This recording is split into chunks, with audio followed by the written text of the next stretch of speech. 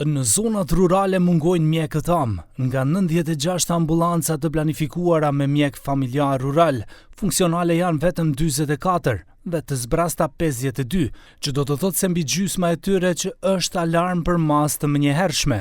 Nga Fondi për Sigurim Shëndetësor paralajmërua ndryshime të rregullave dhe mundësi për financim më të madh për të tërhequr mjek të rinj që do të punojnë jashtë qyteteve.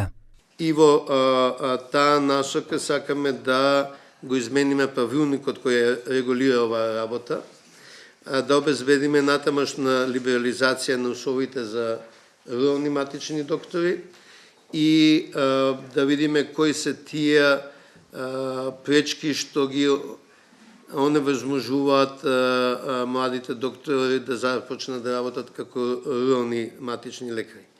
Sipas Klekovskit, zgjidhja do të kërkohet përmes një procesi konsultativ, që do të thotë të gjithë të interesuarit, por edhe mjekët ekzistues familjar deri me 1 nëntor të këtij viti, në adresën e emailit ruralno@fzo.org.mk, të dorëzojnë propozimet e tyre se si të zgjidhet problemi. Sipas kreut të fondit, përveç problemit me mjekët amë në fshatra, mungesë e madhe ka dhe tek mjekët familjar në vendet jo rurale. Многу набрзо ќе мора да размислуваме веќе не само за руралните матични лекари, туку и за малите места кои не се дефинирани како рурални. Еве во есен веќе се само 3 матични лекари останати.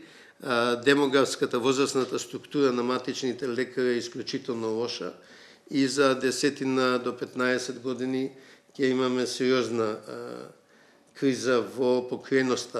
Prandaj Klekovski mendon se tani duhet të merren masa serioze që Maqedonia të mos gjendet në situatën ku 30 deri në 40 kilometra nuk ka mjek të disponueshëm për popullatën.